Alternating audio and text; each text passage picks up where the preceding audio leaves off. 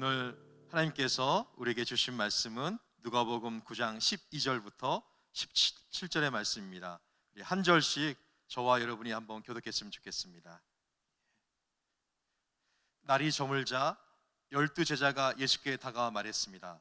우리가 외딴 곳에 와 있으니 사람들을 보내 주변 마을과 농가로 가서 잠잘 곳을 찾고 먹을 것을 얻게 하십시오. 예수께서 대답하셨습니다. 너희가 그들에게 먹을 것을 주라. 제자들이 말했습니다. 너희가 가진 것이라고는 빵 5개와 물고기 2마리 뿐입니다.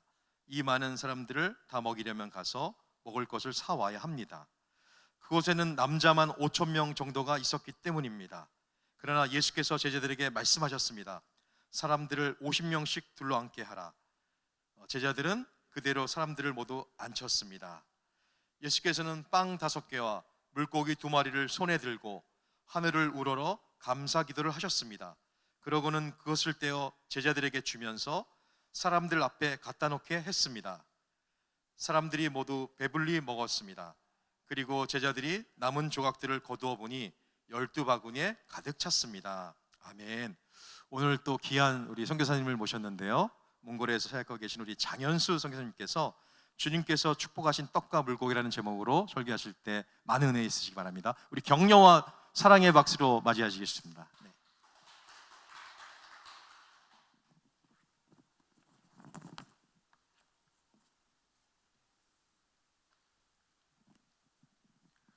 안녕하십니까. 몽골에서 선교하고 있는 장현수, 그리고 제 아내 임현정 선교사입니다. 여러분 만나서 반갑습니다. 굉장히 떨리네요. 그래서 시작하기 전에 제가 잠깐 기도를 하고 해야 좀 심장이 좀 편할 것 같습니다. 네, 그러면 기도하겠습니다. 하나님 감사합니다. 오늘 이렇게 귀한 시간을 저희에게 주셔서 감사합니다. 하나님, 오늘 이 설교와 또 간증을 통해서 주님이 하시는 일들을 잘 전할 수 있도록 주님 축복해 주시고, 영광은 주님이 받으시고 또 우리는 주님께서 영광 받으시는 것으로 인해서 기뻐할 수 있도록 주님 축복하여 주시옵소서. 감사드립니다. 예수님 이름으로 기도드렸습니다. 아멘. 네, 우리말 성경은 번역을 참 잘했습니다. 제가 우리말 성경을 늘 보는 건 아닙니다. 제게 익숙한 성경은 개정개혁이라서 좀 부족하지만은 제게 좀 익숙한 성경이 개정개혁이라서 늘 개정개혁을 보는데, 성경 번역자로서 모든 성경이 잘된 부분도 있고 또 부족한 부분이 있습니다. 근데 개정개혁 성경에서 과감하게 떡이라 하지 않고 빵이라고 번역한 것은 참 잘한 것입니다. 잠깐 성경 번역의 유래를 말씀드리면, 어떻게 이 떡이 됐냐니까 1887년에 존 로스 성경 번역본이 처음 나왔습니다. 우리나라 평안도 사투리 방언으로, 평안도 방언으로 나왔는데, 그때 존 로스 번역본에 이 헬라어, 영어로 이 빵을 한국말로 번역하려니까 적절한 말이 없는 거예요. 그 당시에 빵 문화가 없었거든요, 한국에. 그래서 빵하고 비슷한 것이 뭔가 찾아보니까 떡인 거예요. 그래서 빵처럼 생겼다 해서 그냥 떡을 빵을 대용으로 했는데, 한번 이렇게 번역된 이 성경은 사람들이 머릿속에 각인이 되어서 이걸 고치는 것이 너무 어렵습니다. 지금 그 대한성서공회에서 일하시는 번역자님들도 굉장한 석학이신데 알고 계세요. 바꿔야 된다는 걸. 그런데 이미 설교집과 또 수많은 묵상집에 떡이 나와 있기 때문에 이걸 바꾼다는 것은 헌법을 바꾸는 것처럼 힘듭니다. 그것은 우리 성도님들이 이해를 해주시면 좋겠는데, 과감하게 우리말 성경이 빵이라고 해주셔서 저도 참 감사했습니다. 오늘 이런 그림에 보시면은 오늘 우리 본문에 나와 있는 이 오병이어 사건은 사복음서에 다 등장합니다. 누가복음에만 등장하는 것이 아니고 마태, 마가, 요한복음에 등장하는데, 이 사건은 예수님의 사도들에게 마음속에 아주 깊이 각인되어 있고, 또 주님께서 이 사복음서를 쓴 저자들에게 이 성경 부분을 쓰도록 성령께서 이게 인도해 주셨다는 것에 저는 또 감사를 드립니다.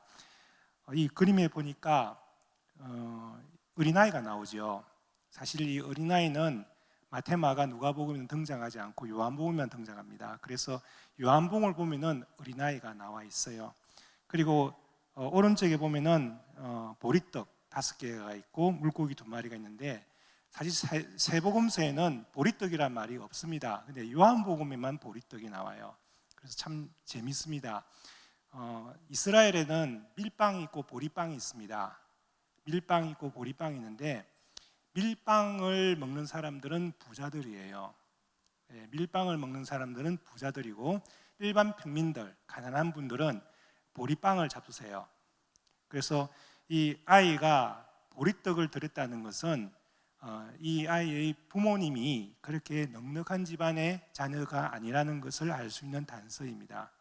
그리고 유대인들은 여러분 이스라엘의 문화를 좀 이해하시면은 이 빵에 대한 태도를 보면은 우리가 좀 배울 것이 있고 또 새롭게 문화적으로 이해할 부분이 있습니다. 우리 한국 사람들이 생각하는 빵은 음식이지만은 이스라엘 사람들이 생각하는 이 밀빵이나 보리빵은요, 자기들의 생명처럼 생각합니다. 그래서 길 가다가 빵 조각이 떨어져 있지 않습니까? 그것을 밟지를 않아요. 빵 조각을 주워서 이렇게 사람들이 보이지 않는 담 사이에다가 꽂아 놓고 그렇게 한답니다. 이스라엘 사람들은. 또 하나는, 우리는 이제 빵을 칼로 자르지 않습니까? 이스라엘은 이 빵을 생명으로 생각하기 때문에 생명의 칼을 대면 안 된다고 생각하기 때문에 빵에다 칼질을 잘 안 해요. 혹시 칼로 빵 쓰는 이스라엘 사람들 봤다면은 조금 사고방식이 변화된 사람들이고, 정통 유대인들은 손으로 뗍니다. 손으로 이렇게 빵을 뜯습니다. 뜯는 문화입니다. 그래서 우리 한국 문화와 우리 이스라엘의 문화는 빵을 생각하는 문화적인 컨셉이 다르다는 것을 이해해 주시면 됩니다. 그래서 예수님 당시에 빵이 남았을 때 빵을 버리지 않습니다.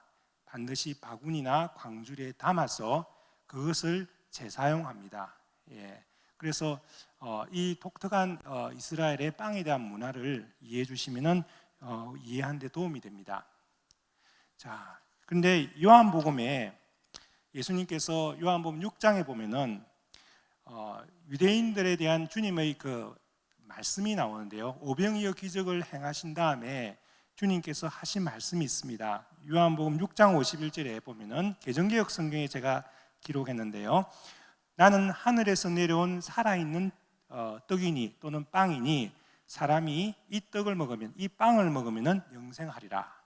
예수님은 이 오병이어 기적을 일으키시면서 사람들과의 어떤 빵에 대한 논쟁이 생겼는데, 예수님께서 그 빵을 만드시면서 이 빵을 자기 자신의 생명으로 말씀하고 계십니다. 예수님은 이 오병이어 기적을 하셨을 때 의도를 갖고서 하신 부분이 있습니다. 그 의도는 뭐냐면은 자신이 하늘에서 내려온 살아있는 빵, 생명을 주는 빵이라는 사실을 청중들에게 알리고 싶었습니다. 그리고 제자들에게 알리고 싶었습니다. 그래서 이 빵을, 예수님이 주시는 그 빵을 먹는 사람은 배고픔을 면할 수 있고, 그리고 그들은 이 빵으로 인해서 힘을 얻을 수 있다는 사실을 예수님은 실물 교훈을 통해서 보여주셨습니다. 근데 사람들이 이 이야기를 듣고 제자들이 이해를 못했습니다. 그래서 요한복음 6장 뒷부분을 보시면은요, 이 말은 진실로 어렵도다, 이 누가 이해하겠는가 해서 예수님을 섬겼던 많은 제자들이 그날 이후로 예수님을 떠납니다.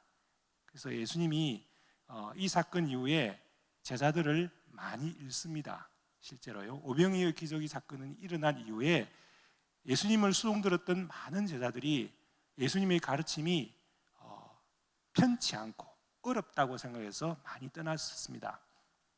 그럼에도 불구하고 예수님이 계속해서 하나님의 사역을 하시는데요, 제가 다음 그림을 보여드리겠습니다. 오늘 제가 이 초점이 어디냐면요, 자신의 생명을 나눠주시며 친히 수고하신 예수님의 초점을 좀 전 두고서 말씀드리고 싶습니다. 그 옆에 조금 읽기 불편한 글이 하나 있죠. 예, 이거는 그러니까 신약 헬라어에 나와 있는 단어인데요. 카테크라센이라는 이 동사입니다. 카테크라센이라는 동사인데 이게 뭐냐면은 떼어주다라는 뜻입니다. 이게 찢어서 떼어준다는 뜻이 있습니다. 이 보면은 이 빵이 있는데 이 예수님께서 사람들에게 그 아이가 준 빵을 받으시면서 이 빵을 떼어주십니다. 근데 제가 이렇게 성경을 번역하는 사람이 돼갖고 조금 이렇게 조금 문법적인 이야기를 좀 드려서 죄송합니다. 그런데 재밌게 해드리겠습니다. 왜냐하면 제가 이런 재주가 있습니다. 언어를 재밌게 말하는 재주가 있어요. 그래서 조금 재밌게 해서 제가 좀 하겠습니다. 그 다음 그림에 보시면요, 자, 이런 보시면은 머리가 아플지 모르겠는데요, 헬라어 동사 이 빵을 떼다의 문법적 의미가 있는데요, 사복음서에 다 등장합니다. 마태복음 14장 16절에 등장하고 마가복음 6장 41절, 누가복음 9장 16절, 요한복음 6장 11절에 빵을 나누어 주자라는 동사를 다 다르게 표현했는데 한번 제가 읽어보겠습니다. 마태복음 14장 16절에 보면은 크라사스라는 동사를 썼어요. 근데 이거는 뭐냐면요, 그냥 떼는 거예요. 왜 이랬냐니까 그냥 떼다는 표현이에요. 떼어서란 뜻이에요. 이거는 문장에는 항상 어떤 한 문장이 되려면은 그 문장의 의미를 완결짓는 동사가 있어요. 이 동사를 본동사랍니다. 이 본동사가 있는데 제가 한 예를 들어 보겠습니다. 나는 너를 사랑한다 할 때 이 사랑한다는 것은 이 한 문장의 완결, 의미를 완결짓는 동사예요. 그래서 이 본동사래요. 그런데 이렇게 이 동사가요, 문장의 의미를 완결짓지 않고 약간 걸쳐서, 본동사와 걸쳐서 말하는 때가 있습니다. 나는 너를 사랑하니. 자, 사랑하니라는 것은 뭐예요? 사랑한다의 동사의 변형이죠. 난 너를 사랑하니 결혼하고 싶어. 예, 좋죠, 그죠? 예, 나는 결혼하고 싶어. 이 문장을 완결짓는 게 뭐죠? 결혼하고 싶어잖아요. 이 결혼하고 싶어가 본동사예요. 그러면 사랑하니는 똑같은 동사인데 완결짓지 못하고 어중간하게 있죠. 자, 나는 너를 사랑하니. 그래서 뭐야? 못 알아듣잖아요, 상대가. 그때 이렇게 완결 못 짓고 연결시켜주는, 본동사를 연결시켜주는 동사 같은 이렇게 생긴 이 친구들을 분사라고 해요. 아이고, 제가 너무 흥분해서 막 이런 분사들이 성경에 무수히 많이 쓰이고 우리들이 대화할 때 무수히 많이 씁니다. 그런데 이 분사인지도 모르고 쓰는 거예요. 왜? 우리는 그냥 그 의미를 몰라도, 문법적 의미를 몰라도 수없이 씁니다. 지금 이 동사는요, 클라사스라는 동사는 이게 분사예요. 떼어서라는 뜻이에요. 그래서 어쨌다는 거야? 그 뒤에 본동사가 나와요. 그런데 그 다음에 세 개 나온 동사는요, 참 재밌습니다. 카테클라센이라는 동사, 마가복음 6장 41절에 나온 것은요, 이게 카타라는 접두사와 있고 클라우라는 이게 동사가 있어요. 이게 뭐냐면은 아래쪽으로 떼어준다는 뜻이에요. 이게 뭐냐면은 그가 아래쪽으로 떼어준다. 뭐냐면요, 예수님 앞에 바구니가 있는 거예요. 자, 빵을 뜰 때 제가 한번 모션을 취해 보겠습니다. 잡았습니다. 착 찢어가서 탁 놓는다는 거예요. 이해되시죠? 찢어서 아래쪽에 놓는다. 그래서 카타가 아래쪽이래요. 아래쪽에 놓는다 뜻이에요. 누가복음도 똑같은 동사를 썼고요. 요한복음에는 이 준다는 동사를 뒤에 도켄이라는 동사를 썼어요. 이게 뭐냐면 디아라는 것은 통하여라는 뜻이고 디돔이라는 것은 주다는 뜻이에요. 이게 뭐냐면은 예수님이 빵을 잡아서 직접 주다는 뜻이에요. 예수님을 통해서 준다는 거예요. 그러니까 이런 동사들을 보면은 우리가 뭘 알 수 있냐면요, 그 당시 상황을 그림처럼 그릴 수 있습니다. 자, 예수님께서 제자들에게 빵을 주는 행위는 한 번의 행위일까요? 아니면은 일 마칠 때까지 계속 주시는 걸까요? 퀴즈. 1번, 한 번의 행위로 끝났다. 2번, 계속 주셨다. 분위기 보니까 2번 같죠? 예, 분위 보면 2번입니다. 한 번 주셨다면은 이게 안 맞아요. 문맥이 안 맞습니다. 이게 뭐냐면은 예수님께서 그 일을 하실 때 50명씩 혹은 100명씩 앉게 하셨어요. 자, 산수입니다. 그때 청중이 10,000명이 있었습니다. 50명씩 앉히면은 몇 명의 그룹이 필요합니까? 네, 감사합니다. 200개의 그룹이 필요하죠. 200개의 그룹이 필요합니다. 엄청나게 많은 온누리교회 컨퍼런스, 대형 컨퍼런스예요. 예, 엄청나게 많은 50개의 그룹이 200개가 있어요. 50명의 그룹이 200개가 있습니다. 자, 예수님의 제자가 몇 명입니까? 12사도만 있었겠습니까? 아닙니다. 예, 이름은 없지만은 수없이 많은 제자들이 따라다녔습니다. 한 그룹에 2명이 집사로 섬겼다 생각해 봅시다. 그러면은 200개의 그룹에 몇 명의 제자가 섬겨야 섬길 수 있습니까? 예, 400명이죠. 그러면은 최소 400명이 봉사를 해야 돼요. 어떻게 봉사합니까? 천조각이나 바구니를 수집해서 예수님 앞에 놔야 되죠. 자, 예수님이 빵을 그 아이에게 받은 빵을 잡으시고 찢습니다. 아래로 줍니다. 계속 주십니다. 예, 수십 번, 수백 번이죠. 그래서 바구니에 광주리에 채워지면은 갖고 갑니다. 사람들은 몰라요. 앉아있는 사람들은 저기서 뭐 하는가 아무것도 모릅니다. 멀리서 보면 모르죠. 그런데 누가 안다고요? 가까이서 본 제자들은 다 알아요. 가나의 혼인잔치와 똑같습니다. 아, 이 항아리에 물을 채운 그 시중던 사람들은 안다는 거죠. 물이 포도주로 바뀌었다는 거. 이 사건도 마찬가지입니다. 그 앉아있는 무리들은 모릅니다. 그러나 바구니를 들고 가고 전조각을 들고 가면서 예수님 앞에 서 있던 사람들은 예수님이 빵을 잡고서 찢을 때마다 빵이 계속 나온다는 걸 보아온 겁니다. 이 기적이죠. 그들은 일하면서 배고픔을 다 잊었을 겁니다. 왜? 제정신이 아니죠. 제정신이 아닌 겁니다. 계속 빵을 찢으면서 예수님은 그들이 배불리 먹을 때까지 계속 찢어서 주셨습니다. 이것이 뭐냐면은 이 오병이어의 사건입니다. 예수님은 엄청 수고를 하셨습니다. 저는 옛날에 이렇게 생각했습니다. 자, 예수님이 주신 아이가 주신 이 빵을 잡고서 다 분별을 합니다. 조금 이렇게 찢어 준비해서 자, 기도해서 이것이 갑자기 뻥튀기처럼 팍 생겼다고 생각했어요. 아니에요. 그거는 저희 착각이고요. 예수님이 직접 손으로 찢어서 수십 번, 수백 번, 수천 번을 몇 시간 동안 하셨다는 거예요. 이거 주님의 수고죠. 우리 예수님께 감사의 영광의 박수를 한번 드려야 안 되겠습니까? 예, 예, 정말 대단한 섬김이죠.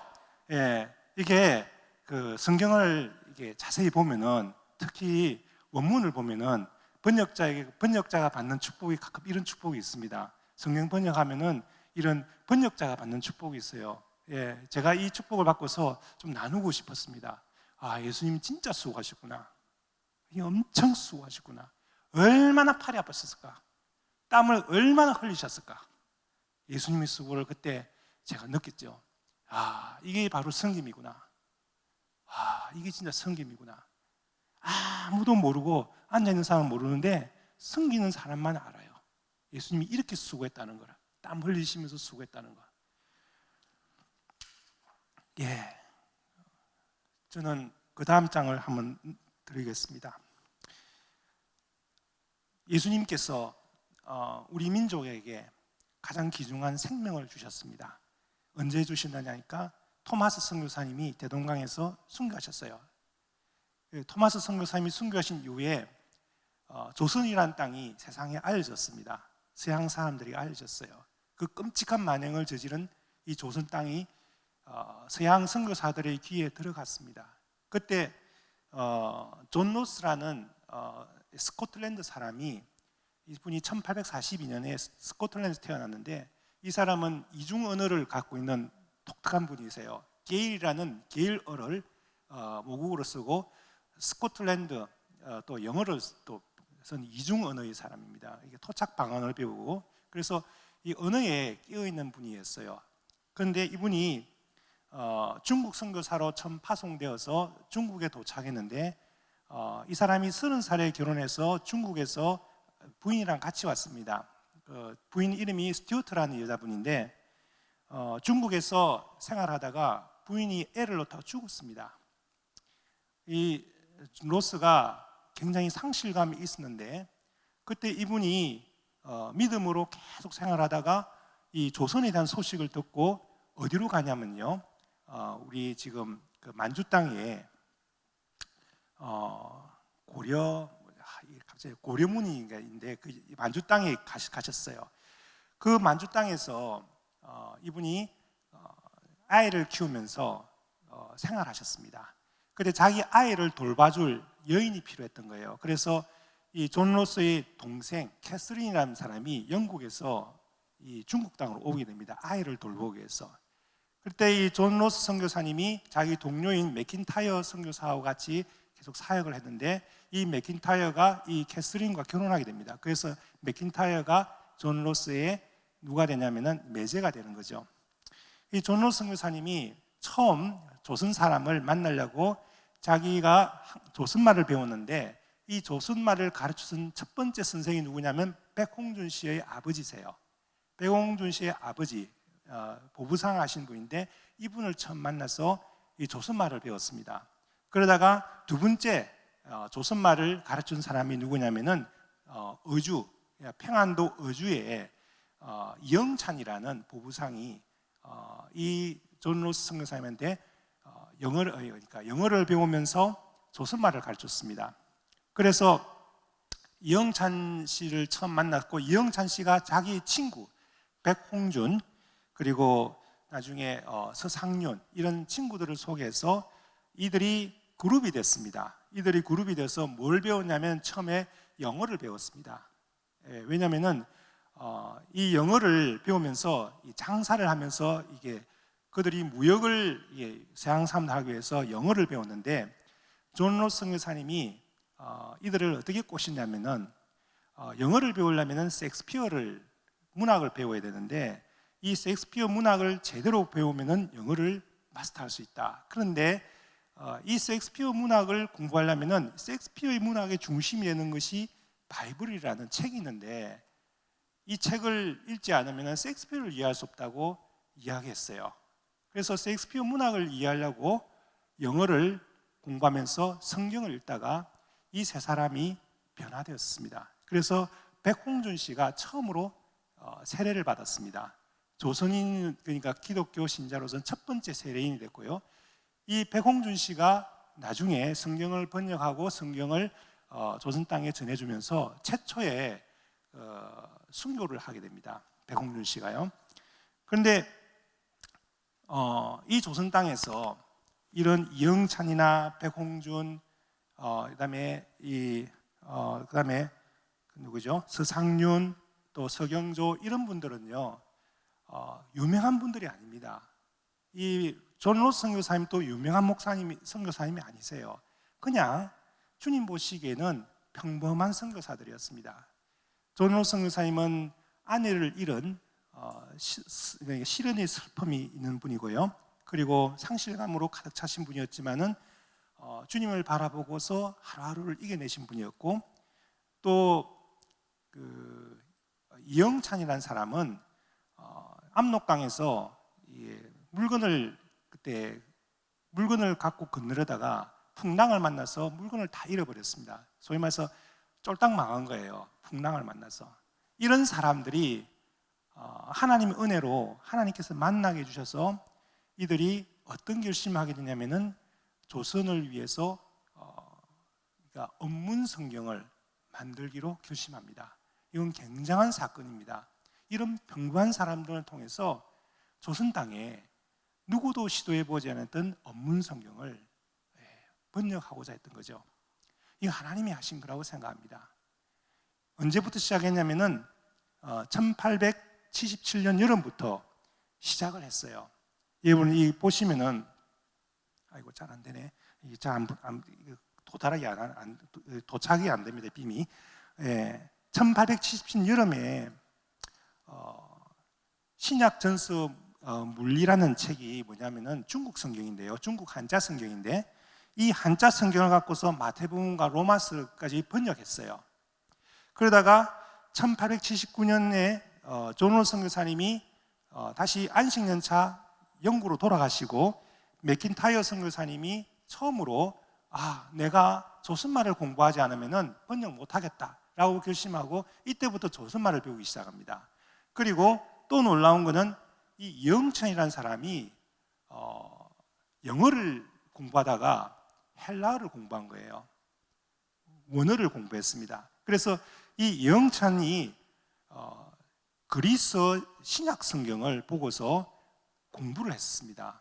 갖고 있어. 그래서 이들이 이때 1879년도에 그리스 성경이나 한문 성경을 갖고서 번역을 시작했는데 1881년에 이 신약 번역을 다 끝냅니다. 다 끝내요. 1881년에 다 끝냅니다. 그리고 1881년에서 1886년까지 성경을 교정합니다. 오랜 시간 동안 성경을 교정합니다. 왜냐하면 1881년에 어떤 일이 있었냐면요, 이 맥킨타이어 선교사님이 그러니까 조선말과 프랑스의 사전이 있다는 걸 알게 됐어요. 조선말 프랑스, 그러니까 한불 사전이 처음 나왔어요. 그때 이 조선말 프랑스 사전을 보면서 깜짝 놀란 거예요. 자기들이 표준말인 줄 알았던 이 번역하고 있는 성경이 평안도 사투리라는 것을 처음 알았습니다. 맙소사. 번역을 다 끝냈는데 그때 안 겁니다. 여러분, 이 상태가 되면 뭐죠? 이걸 두고 멘붕이라지 않습니까? 이 팀에 멘붕이 온 거예요. 멘붕이. 언제 왔냐면은 1881년에 왔어요. 그래서 번역을 전체 성경, 신약 성경 예수 선교전서가 1887년에 출판이 됩니다. 즉 1881년에서 1886년까지 서울에서 몇몇 사람들이 왔습니다. 누가 왔냐면은 이름은 밝히지 않는데 전직관리 출신 한 사람, 그리고 서울 출신의 학자 한 분, 그리고 서울 출신의 이 전직관리가 사실은 옛날 구한말 군인 있죠. 구식군인이에요. 이 사람이 이제 이 사연을 듣고 온 거예요. 이리 와서 이 성경을 교정을 좀 합니다. 그 기간이 6년이었어요. 그렇게 해서 성경이 나왔는데 예수 선교전서라는 신약 성경이 나옵니다. 여러분, 제가 지금 예수 선교전서에 있는 성경 구절 하나를 제가 읊어보니까 무슨 뜻인지 한번 맞춰보세요. 오늘 네가 닭 우기 전에 네 세 번 나를 모른 태 하리라. 무슨 말 같아요? 오늘 닭 우기 전에 네가 나를 세 번 모른 태 하리라. 알아듣겠습니까? 오늘 닭 울기 전에 네가 나를 세 번 모른다고 하리라. 이 말씀이죠. 이게 평안도 사투리예요. 오마니 성경이에요. 오마니. 어머니를 안 하고 오만이라고 불렀어요. 이런 성경책의 표준말인 줄 알았는데 큰 실수를 한 거죠. 맥킨타이어 선생님이 실수를 했는데, 그러나 이 성경이 쓰입니다. 이 평안도 성경이 언제까지 쓰이냐면 1900년도 초까지 쓰입니다.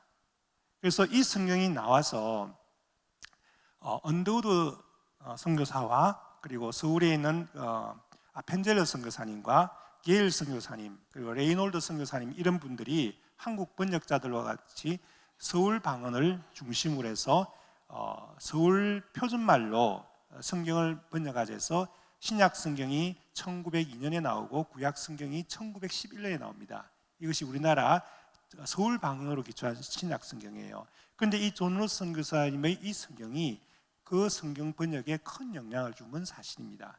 하나님께서 보리떡 5개와 같은 이런 초기 성경 번역자들을 통해서 정말 놀라운 일을 하셨습니다. 여러분, 지금은 저희가 하고 있는 사역에 대해서 잠깐 소개를 드리고자 합니다. 저도 보리떡 5개 중에 하나입니다. 저희 삶도 보리떡 인생이에요. 저는 아니고 보리떡이거든요. 주님께서 보리떡과 같은 저를 불러주셔서 너무나 감사합니다. 주님이 저를 몽골 땅으로 보내주셨는데 이곳에서 1996년에 우리 온누리교회가 종족 입양을 하게 됩니다. 그 종족 입양이 뭐냐면 몽골 브리하트 민족이에요. 이 몽골 브리하트 민족을 만나게 된 겁니다. 주님이 이 민족을 섬기라고 저와 같은 이 성경 번역에 대해서 마음을 움직였던 몇몇 사람들을 만나게 해주셨습니다. 잠깐 몽골 브리하트 민족을 제가 소개해드리겠습니다. 2010년 인구조사로 51,533명이 몽골 땅에 살고 있는데 지금 한 10만 명 될 것 같아요. 왜냐하면 아이들을 많이 놓거든요. 그 마을을 방문해 보면은 아이들이 굉장히 많아요. 이 브리하트 민족은 우리 그 역사책에 나오는 만주 부여국, 우리 고구려와 백제 시조라는 부여국의 출신 사람들이에요. 자기들이 민족 국가를 부여라고 합니다. 그리고 서울대 의대팀이 이 브리하트 민족의 DNA가 한국 사람하고 가장 같다고 합니다. 유사하다고 해요. 그리고 지금도 살아있는 활동적인 언어를 쓰고 있고요. 문자도 있습니다. 키릴 자모 체계도 있고요. 사전도 있습니다. 그들의 사전도 있고 문법 체계는 우리와 같은 알타이계고요. 근데 성경이 아직 이 민족에는 없습니다. 하나님께서 이 몽골 브리하트 민족을 우리에게 우리 온누리교회에 주셨고 또 이 민족을 성경 번역을 통해서 섬기라고 저희 팀을 불러주셔서 너무 감사합니다. 2018년도 9월에서 12월까지 저와 같이 협력하고 있는 바이룬 목사가 처음으로 저희 집에서 히브리어 성경을 읽기 시작했습니다. 이것이 같이 협력하게 되는 이 성경 번역을 협력하는 계기가 됐습니다. 그리고 2018년도에 브리하트 문화축제 때 사연어 조사를 처음 해봤습니다. 몽골 국제대학교에서 처음 해왔고요. 그리고 2019년 1월에서 4월까지 러시아 브리하트 신약 성경을 우리 번역자들과 같이 읽었습니다. 러시아 브리하트 신약 성경을 다 읽고 문제점들을 알게 됐고요. 그리고 2019년도 5월 2차 브리하트 사여 조사를 했습니다. 뭉건메르트라는 마을을 방문했는데요. 1박 2일로 다녀왔습니다. 그리고 6월 달에 3차 브리하트 사여 조사를 7개 마을을 다녀왔었습니다. 그리고 2019년도 9월에는 4차 브리하트 사여 조사를 4개 마을을 다녀왔습니다. 그리고 2020년도에 몽골 브리하트 사여 조사를 발표했고 온누리교회와 여러 협력교회로부터 지지를 받게 되었고 지금 이 성경 번역을 시작하게 됐습니다. 백문이 불여일견이라는 말이 있죠. 그동안 이렇게 저희 이야기를 들어주셔서 감사한데요. 우리 사연어 조사 2차 사연어 조사를 마치고 동영상을 저희가 준비했습니다. 잠시 한번 동영상을 보도록 하겠습니다.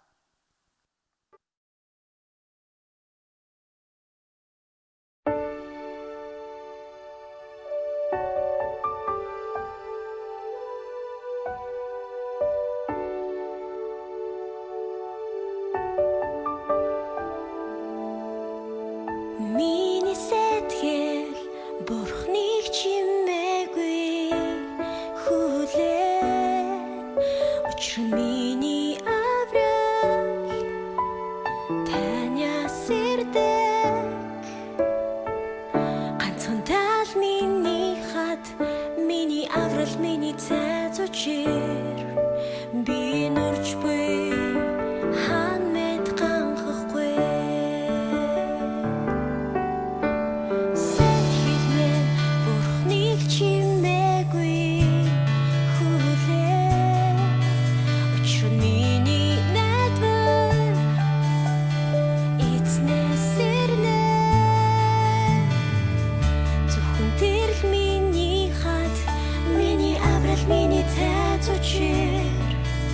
би хитэж итгэл найдвар алдахгүй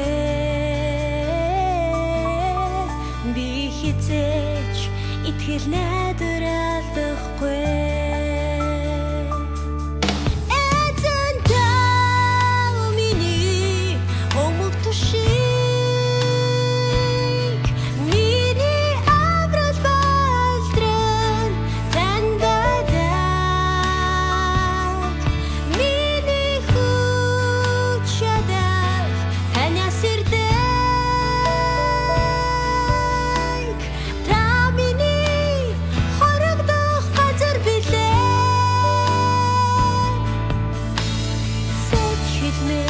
Бурхныг чимээгүй хүлээ. Учир нь миний найдвар эзнээс ирнэ. Зөвхөн тэр л миний хад, миний аврал, миний цайз учир. Би хизээч итгэл найдвар алдахгүй. Би хизээч итгэл найдвар алдахгүй. Эзэн даа миний өмг тушиг, миний аврал болдрон тань байдаг. Миний хүч чадал таньяас ирдэг. Та миний хорогдох газар билээ. Эзэн даа миний өмг тушиг, миний аврал болдрон тань байдаг. Миний хүч чадал таньяас ирдэг. Та миний хорогдох газар билээ.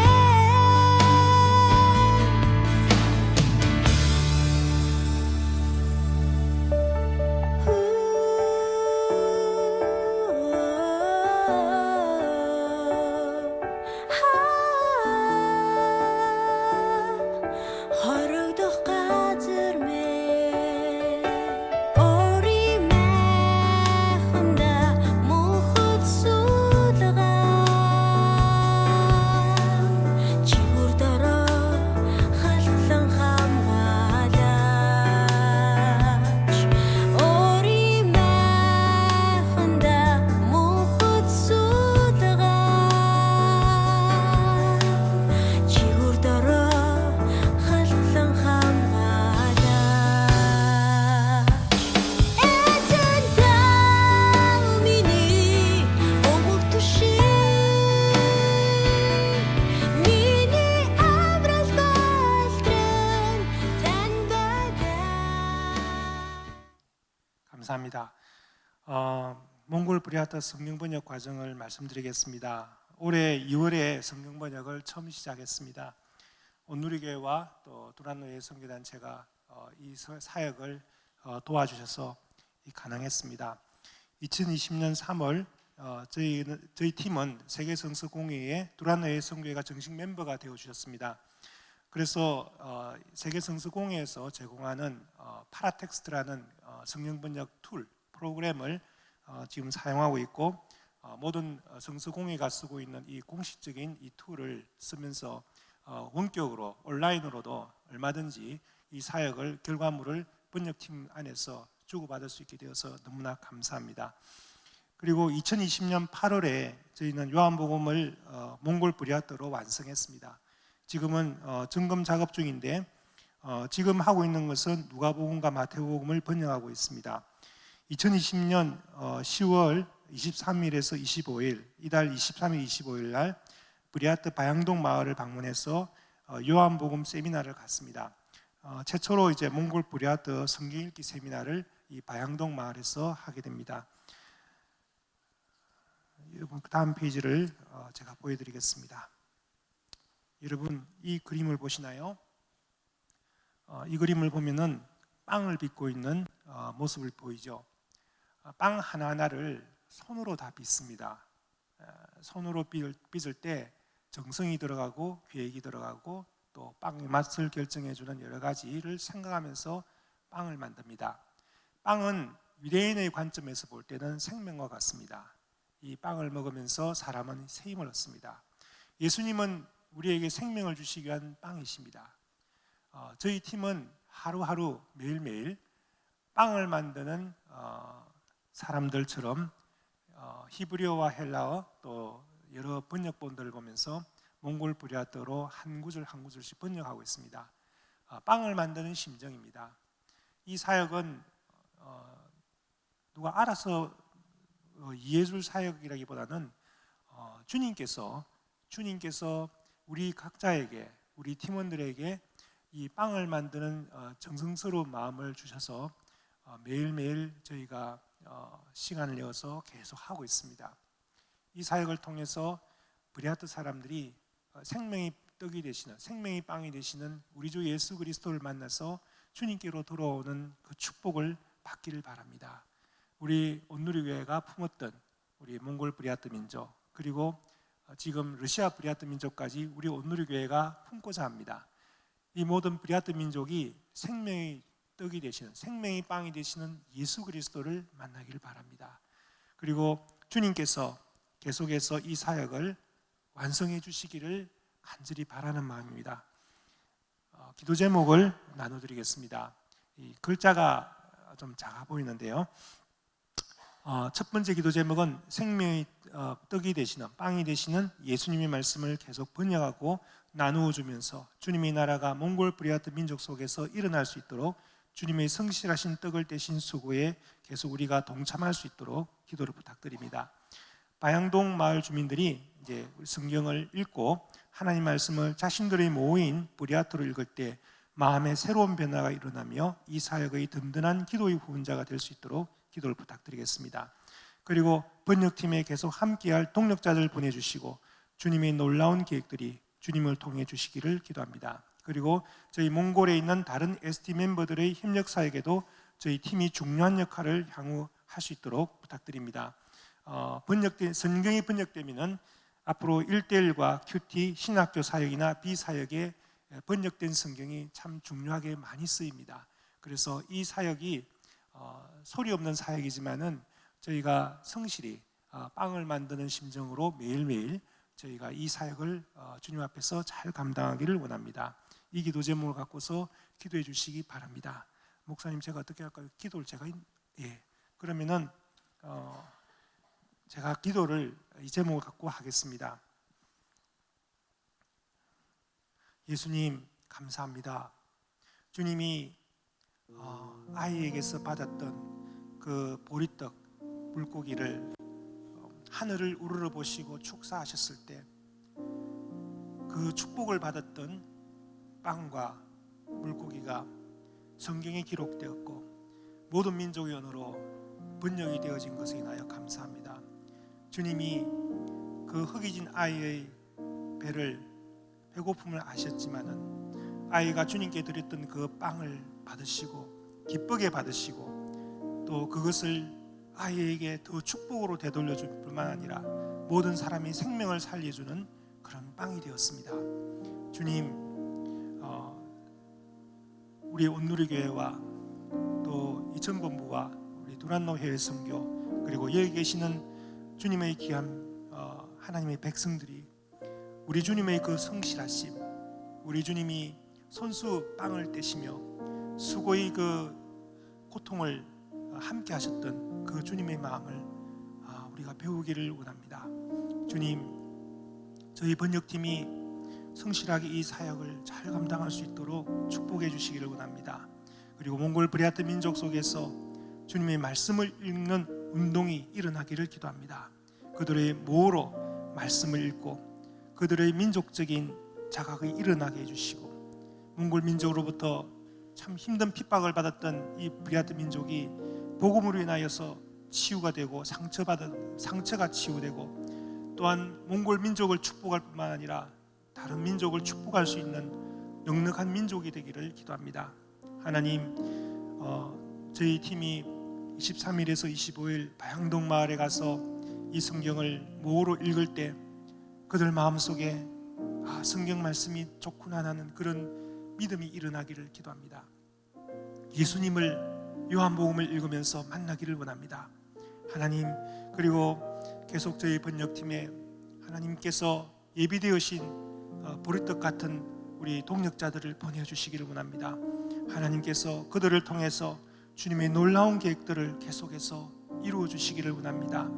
하나님, 조선시대 때 로스의 성경을 번역했던 백홍준 선생은 순교를 하였고 이영찬 선생님은 번역을 완성을 보지 못하고 콜레라로 일찍 돌아가셨고 하나님이여, 많은 분들이 주의 복음을 위해서 고난받았지만은 주님께서 그들의 모든 헌신을 기억하시고 지금까지 한국어의 성경 번역에 큰 영향을 미치고 교회 개척에 너무나 중요한 역할을 하게 한 것을 보게 됩니다.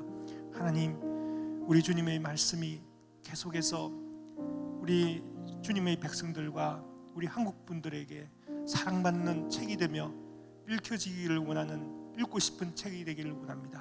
하나님, 이 시대에 주님의 말씀이 계속 살아있음을 고백합니다.